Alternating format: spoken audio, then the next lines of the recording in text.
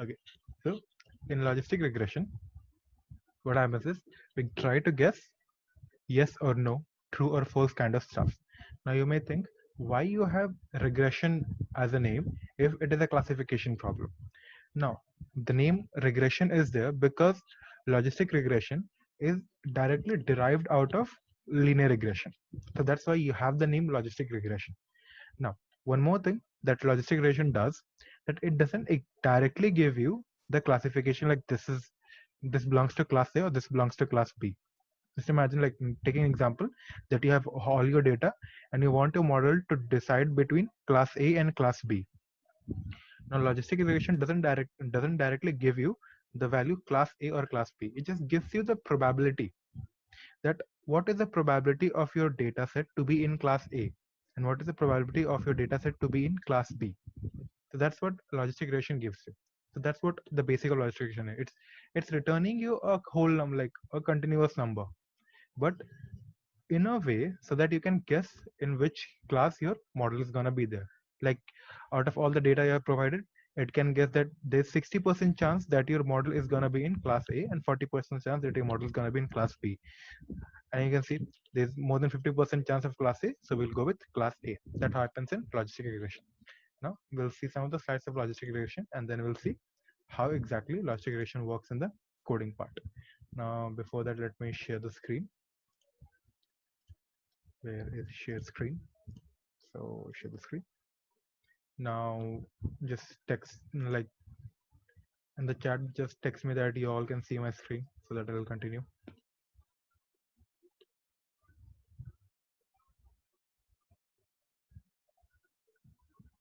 Thank you, Shraddha.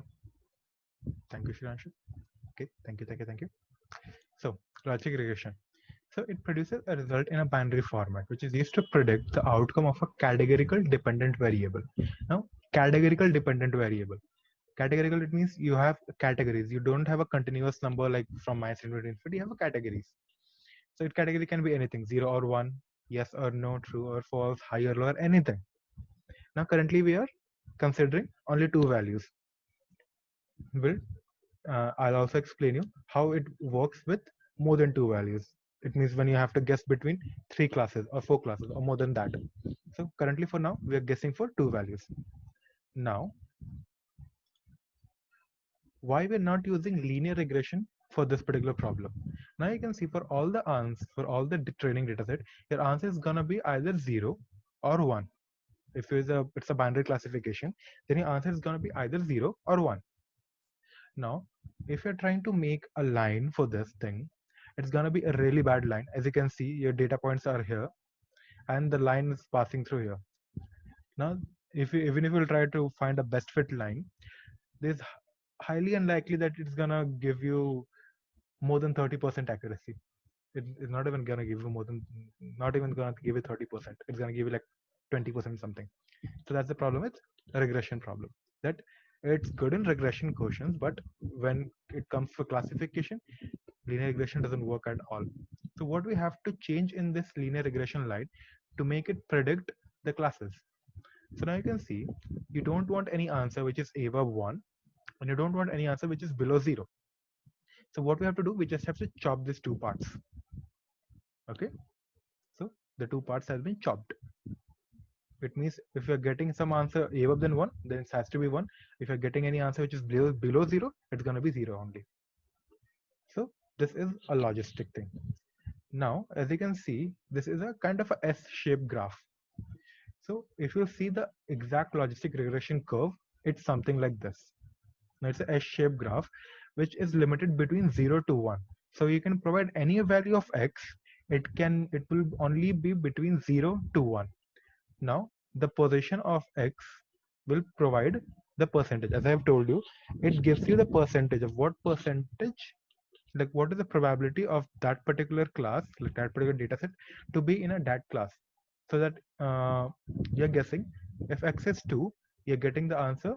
Like imagine x is 2, you're getting the answer as 0.8. So it's telling if x is 2, there's 80% chance that it's gonna be in class 1. If x is minus 2, there's a 20% chance it's gonna be in class 1. It means there's more probability of it's gonna be in class 0. So that's what logistic regression curve tells you. Now, how does this logistic regression came? Now, there's a huge, you can see like huge mathematics here, but it's really simple. Let's go on. So this is the equation of a straight line, y is equal to c plus b1 x1 plus b2 x2. The previous example which I've seen. Now, the range is from minus infinity to infinity. Okay. So this is your line and the range is from minus infinity to infinity. What we have to do, we have to bring it from 0 to 1. You have to limit the range from minus infinity to infinity to 0 to 1. Now what we're going to do, we're going to take this y and we're going to divide it by 1 minus y. Now if you're going to put y as 0, you'll get the answer as 0. And if you're going to put y as 1, you're going to get the answer as infinity. So if we took this line and we made this equation as y divided by, okay, there's no line here, it has to be a line. Let me take the notation here. So y divided by 1 by y. So you'll get a limit now from 0 to infinity, because if we're gonna keep 0 here, it's gonna be 0, it's gonna be 1, then it's gonna be infinity. So the range is now 0 to infinity. Now you still have to bring it to 0 to 1. Now just put the log function around it.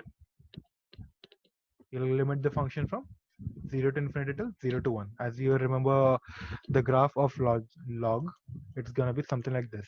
So it's gonna limit till 1. So rub this thing and rub this thing over. Now this is your final logistic equation graph. Now let's do some more math. Now the y is what? Y is a prediction. As I've told you, y is a prediction of what prediction, like what is the probability of that particular data set or that particular instance to be in a class, in a particular class. Now this is the same equation, y is equal to, instead of y we're just writing p of x or any function of x. Now we are just taking this y, like log of p of x divided by 1 by p of x is equal to b naught plus b1 x. We're just equating it to a straight line. Okay. Now we're gonna exponential both the sides. So e to the power ln this much and e to the power b naught plus b1 x. Now you know e and ln are inverse functions, so they'll cancel out each other. So these two are cancelled, and the only thing which is left is this term, which is p of x divided by 1 by p of x. It is equal to e to the power b naught plus b1 x. Now we're just going to take this particular term b naught plus b1 x and consider it as y, like take any random variable like substitution to make it look simple. Then p of x divided by 1 by p of x is going to be y. Now do this throwing to LHS thingy. 1 by p of x is thrown to the RHS. So p of x is equal to y 1 minus p of x. Open the brackets. So y minus y p of x. Now take this term, throw it to LHS. So p of x plus y p of x is going to be y. Take p of x as common. So p of x is y plus 1 by y. P of x, y plus 1 by y is equal to y. Now throw y plus 1 by y through the RHS. So p of x is y divided by 1 by y. Now I got the value of p of x. And what is the p of x? The probability of any data set to belong in a particular class or the true class or any class. So p of x is y divided by 1 plus y. So we know that we substituted, like we assume that y is like this much is y. So we're going to substitute the value of y as e to the power beta naught plus beta 1 x. So instead of y, we just wrote e to the power beta naught plus beta 1 x divided by 1 plus e to the power beta naught plus beta 1 x. Now what we did is we just took this equation, like took this particular term e to the power beta naught plus beta 1 x, and we divided this particular term with the numerator and the denominator. Now if you're dividing anything with the numerator and the denominator both, it's not gonna change the whole equation. So e to the power beta 1 naught plus beta 1 x divided by e to the power beta naught plus beta 1 x gonna give you 1. 1 divided by something is going to be e to the power minus, and e to the power beta 1 beta naught plus beta 1 x divided by e to the power beta naught plus beta 1 x again going to give you 1. So you got this equation now. P of x is equal to 1 divided by 1 plus e to the power minus of beta naught plus beta 1 x. Now this is the term, this is the equation that we derived from the whole linear equation till logistic. Now this is the equation of a sigmoid curve. Now the curve which I've showed you, this curve, this is the sigmoid curve, and the formula of sigmoid is this: e to the power like 1 by 1 plus e to the power beta naught plus beta 1 x, or you can write 1 by 1 plus e to the power minus of y. That's the sigmoid curve. Now you know that this is a curve, and what is the exact equation? This particular equation. So now till now I've understood how exactly logistic regression mathematically works. Now, if you put any value of x here, it's gonna give you the probability of that particular instance being in the class A or the class 2 or whatever, the class 1. This is the whole maths behind logistic regression. Now, if you want to see how exactly we have to code, now let's close this thing because this is boring. Turn this thing on. Do not text right now, please. Okay, you can. No problem with that. Hold on. Okay, logistic regression. Now, logistic regression is a really simple graph. Now, we are using pandas. We are not using NumPy here because we are not using you're not handling a really big data set for now. It's a really small data set. So we're not using NumPy. But most of the time when you're making a project, NumPy and Pandas both are gonna be completely big, like completely necessary. Now Pandas is there. For Matplotlib, import pyplot_plt just to show the graph. Now we made, we took one CSV file or one data set, which is the insurance data set. Now insurance data set is a really simple data set. It just has 26 columns, like 26 rows. It's a really small data set also. You're never gonna work on this much small data sets. But just for example, so pd.readcsv insurance.csv, and now it's in the df data frame. Now what this df has, or this data set has, it has two columns, age and brought insurance. Now what you're trying to guess, like on the basis of age, what is the probability that the person took the insurance or not? Now you can see if the age is 22, it's telling the insurance is not bought. If the age is 25, insurance is not bought. 47, insurance is bought. So what you're trying to make your model to predict is on the basis of the age.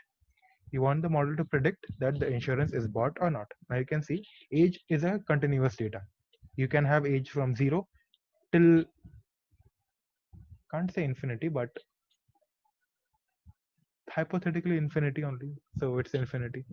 So it's a continuous data. Bought insurance is a categorical data, that too a binary category. Either is they're gonna buy the insurance or they're not gonna buy the insurance. So it means either 0 or 1. A 0 stands for not buying the insurance and 1 stands for buying the insurance. Now what we did is we just used a scatter graph just to show how our data looks. So df.age will be the x-axis, df.bought insurance will be the y-axis, uh, y-axis. We use the marker as O, and we use the color as red, and SS50 just to show S stands for the size.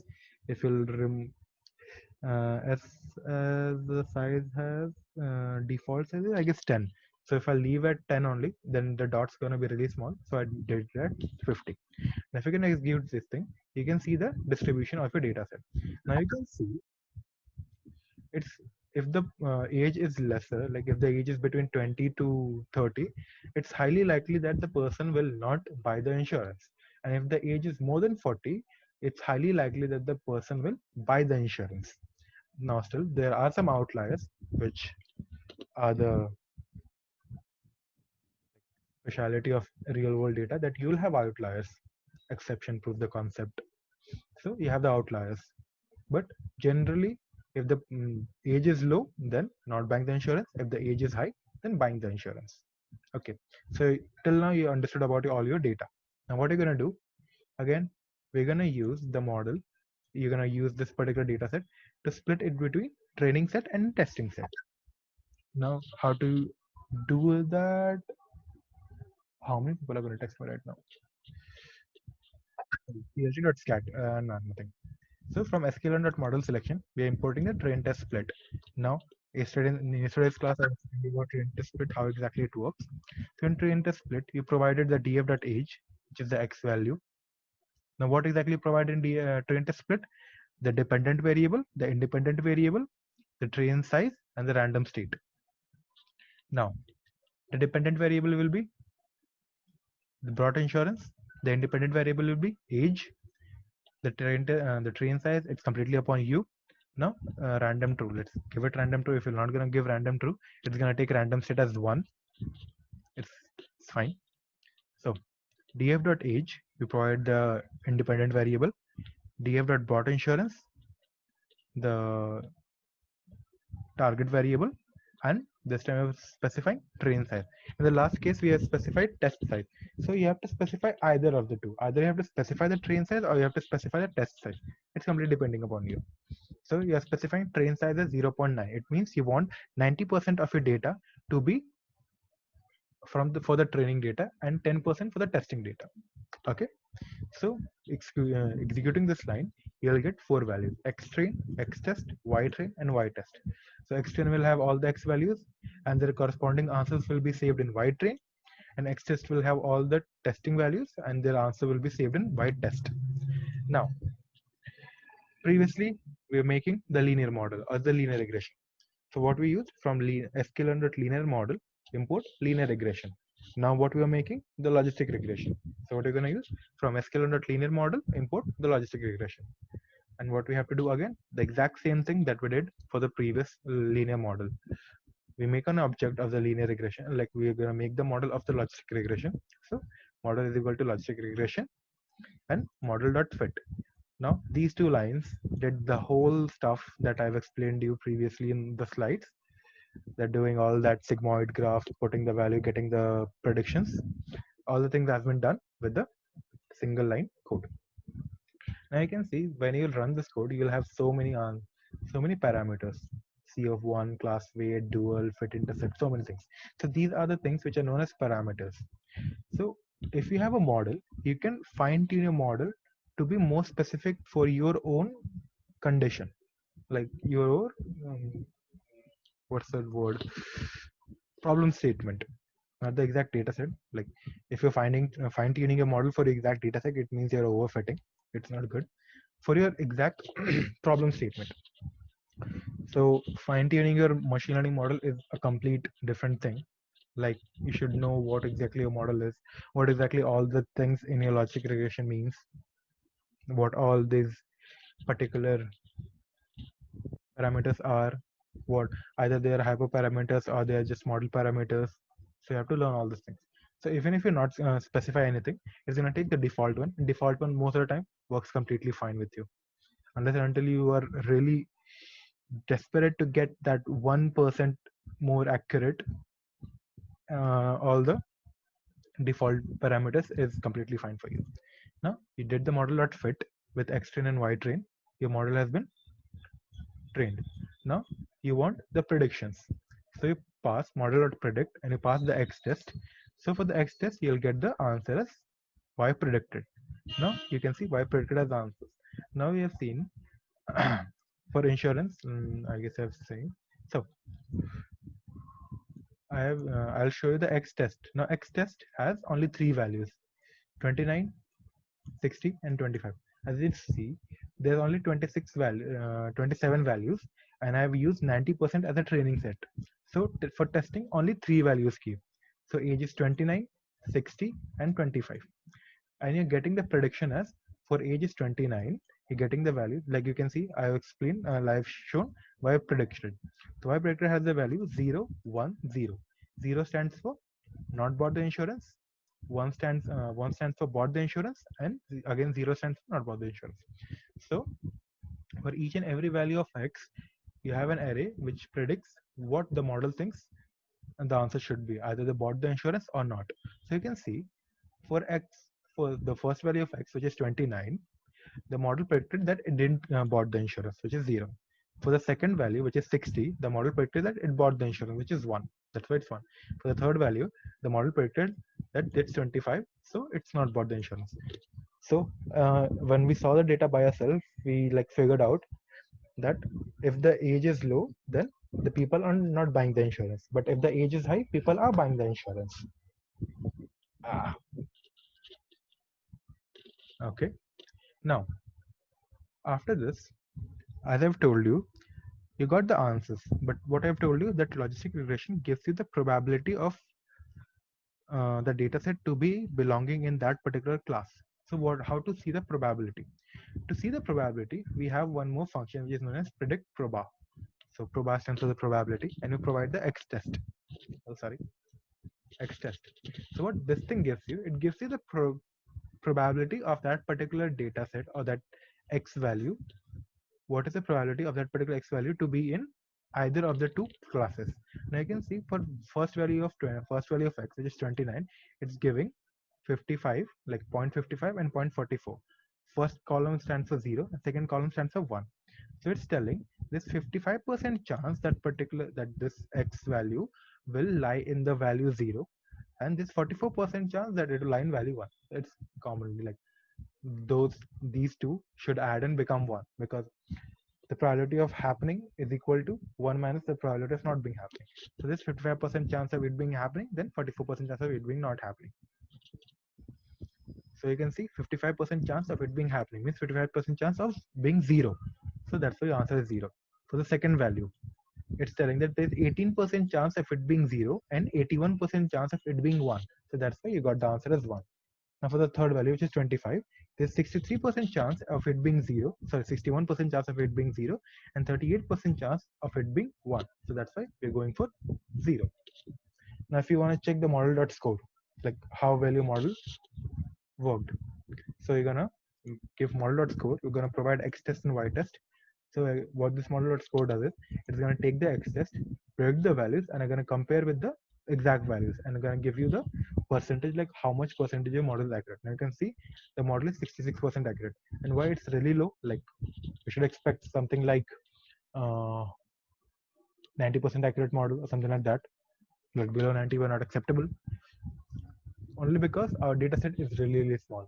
We do not train our data set on 27 points or something like that. We should need data set of like at least 100 points, 200 points, or something like that. Only because we have 26 points, so that's why our model score is really bad. So either it's gonna be completely 1 because it's completely overfitting, or it's gonna be completely bad. So that's what logistic regression is. So if you have any doubt with logistic regression, you can ask right now in the text, or you can just turn on your microphone and ask. I think it's fine. Will error value be calculated in logistic regression?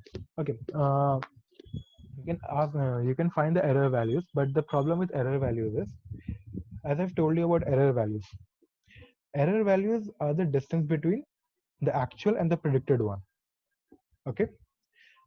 So that's why error values is always preferable for regression problems. Now, if you're gonna go and try the difference between the actual and the predicted one, either it's gonna be 0 or 1, because the answer is gonna be 0 or 1, and the prediction is gonna be 0 and 1.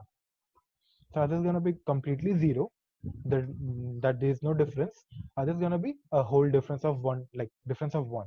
So if you're gonna get a score like what are we used last time, root mean square or mean square or mean absolute error, it's not gonna give you the whole accurate score, because it depends on how much close your answer are, like those regression points, those error points tells you how close your answer is towards the actual answer. But in classification, your answer is going to be either accurate, completely accurate, that your classification is right, or your classification is completely wrong. So that's why we don't use accuracy scores for classification problems.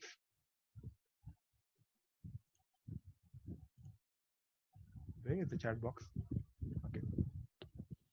So I guess you understood the question. Any other questions?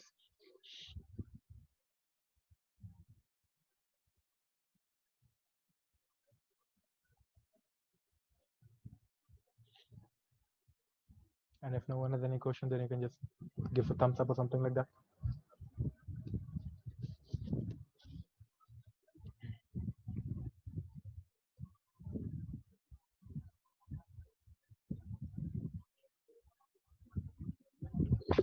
Cool.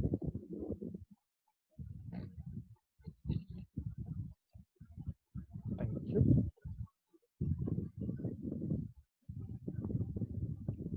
How many people are there right now? Only 5. Okay. Two just flew away. Nice.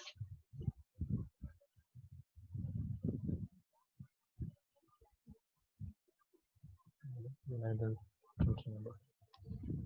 Okay. Cool then. So the more you'll just learn about these things, the more you'll figure out new problems and new errors, and then you can clarify with them. Now, this stands the end of the session, and this stands the end of this whole program. I guess you all enjoyed. I think you all enjoyed. Did you enjoy? You can just write in the text. Did you enjoy? Yes or no? Karthik? Thank you. So, what I was gonna explain, like what I was gonna, thank you, Shraddha. So, what I was gonna announce that Pro90 is also gonna plan to start a machine learning mentorship program for 1 month. So, as usual, I'm gonna take the class only. So, instead of starting from the basics of Python, which you have started, I'm gonna start only with NumPys and Pandas and all the data visualization libraries that I have taught you. And we're gonna go till the very end of machine learning, like till unsupervised learning. Like till now, I've explained only about two machine learning models, which is linear regression and logistic regression. They're like really simple problems. In that particular mentorship program, we're gonna go through many of the supervised learning, like linear regression, multiple linear regression, ridge, lasso, support vector, decision trees, and many more. And then supervised also k-means clustering, hierarchical, DB scan, and many more. So we are planning to start on that. So I'll suggest, if you want to, like it's completely depending upon you. If you want to study machine learning, if you want to study Python and you're done with this, completely fine. If you want to continue this journey and want to study about machine learning, I'll suggest all of you to just join that particular mentorship program. So in that, uh, there's one advantage which you all will have on the top of the people who will come other than this batch, is that for the first week I'll be working with NumPys, Pandas, Matplotlib, Seaborn, that all, and you all already had studied all these things. It's gonna be exactly the same that I'm gonna teach them that. So for the first week, it's gonna be really simple for you.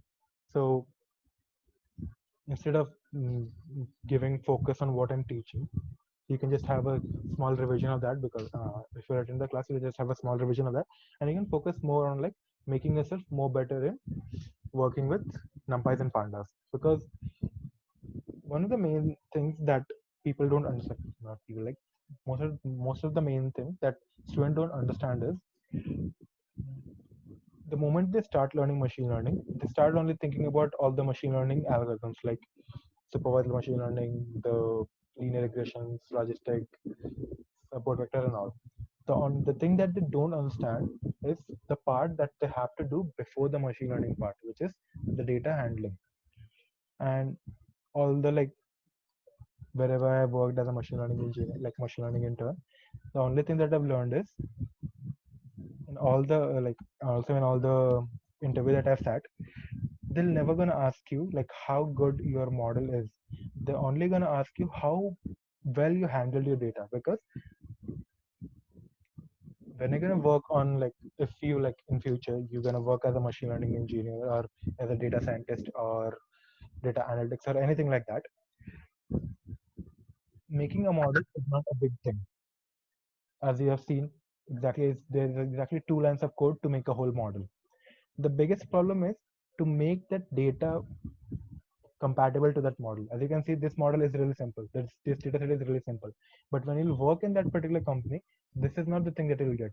You'll get data from all over the world, like from PDF, from Google Form, something like that. You're getting data from all over the world, and the data will not be like organized. You have to organize the data.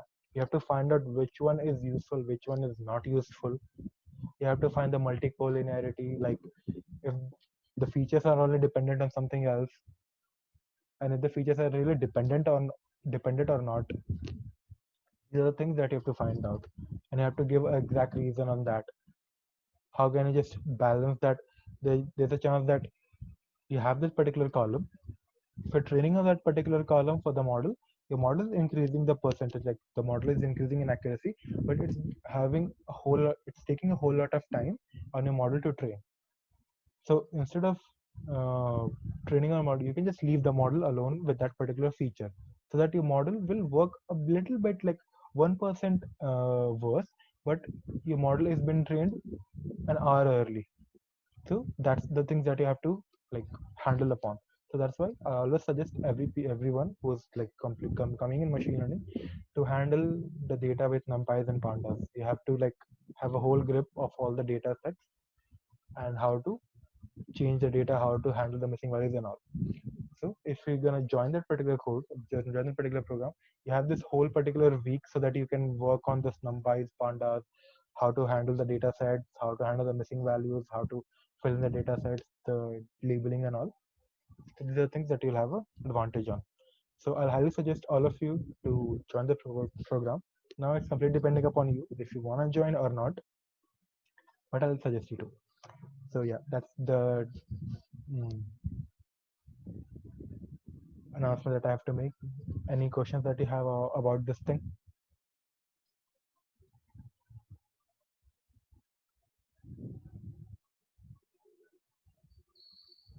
If no, then again, thumbs up will work.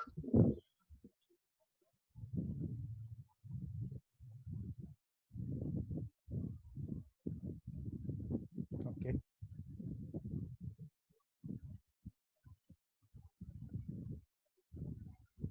Okay.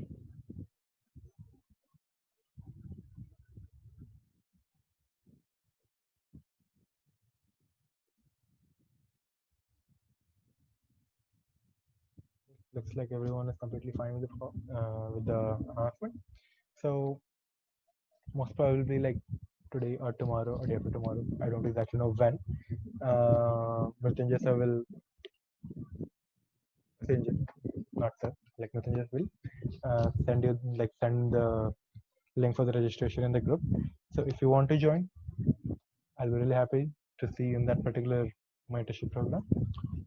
So yeah, that's the whole thing. And even if you join, even if you don't join, I'll be there in this group. So like in future, you're trying to read something on yourself, and you're finding a difficulty in machine learning or Python or something like that, you can easily ask in the group. I'll be really happy to help you. And yeah, that's it. Yeah, yeah, that's it. Nothing else to say. Welcome. It was nice having you as mentees also. Welcome, Tanisha.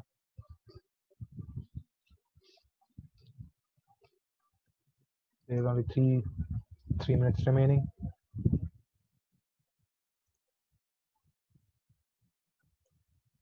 Okay, then let's conclude this class and let's conclude this whole mentorship batch. So I wish all of you all the best in the future. You all get like all of you just get a good job in Google or Microsoft or something like that. Or if you're not aiming for that company, whatever company that you're aiming for, or whatever thing that you're aiming for, if you're aiming for higher studies. Like okay, just fast answer. Any one of you is aiming for higher studies like MTech or MBA or something like that? Yes or no?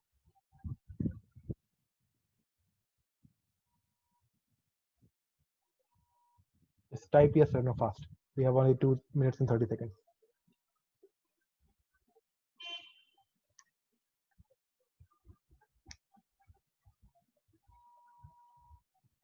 It depends.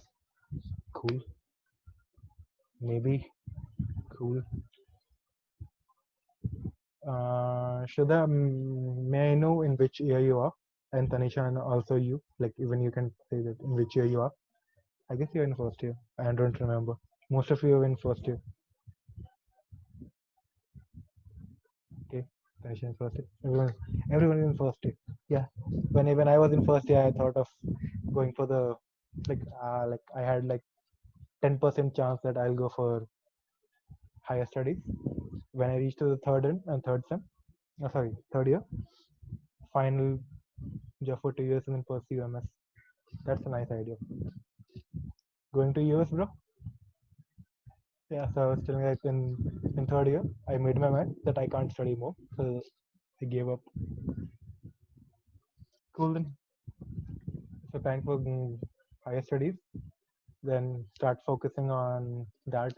Like, okay, this is the first year you can enjoy.